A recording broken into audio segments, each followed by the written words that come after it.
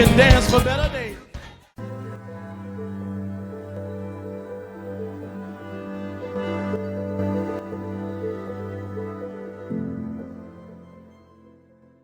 Un jour, Marc, un homme d'affaires très occupé, se rendait à une réunion importante dans une grande ville. Il avait une présentation décisive qui déterminerait l'avenir de son entreprise.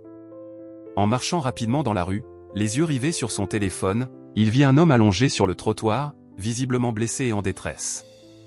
De nombreuses personnes passaient sans même le regarder.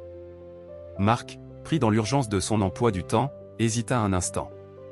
Quelqu'un d'autre l'aidera, pensa-t-il.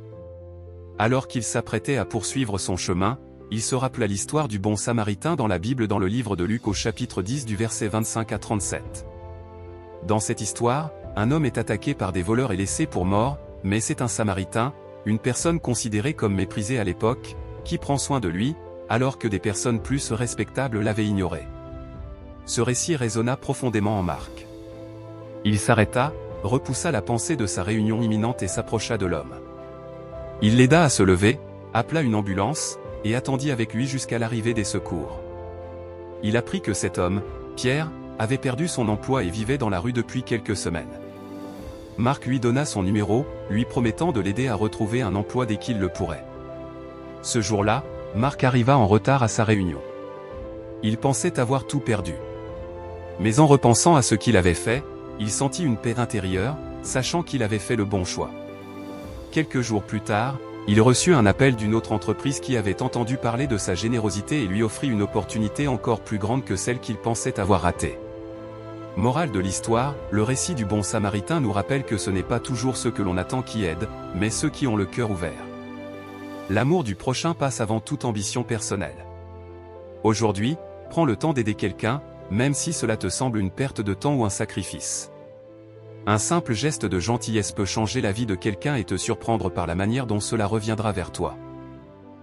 J'aimerais également te donner l'opportunité de faire de Jésus le Seigneur de ta vie. Tu peux répéter ces mots après moi. Seigneur Jésus, je me répands de mes péchés. Viens dans mon cœur. Je fais de toi mon Seigneur et mon Sauveur. Et merci Seigneur pour le baptême du Saint-Esprit en moi, dans le nom de Jésus-Christ. Par cette simple prière, je prie que le Seigneur te conduise sur le chemin de la nouvelle naissance. Trouve une bonne église qui a pour fondement la parole de Dieu. Passe par les eaux du baptême et donne à Dieu la première place dans ta vie. J'espère de tout cœur que ce message t'a encouragé.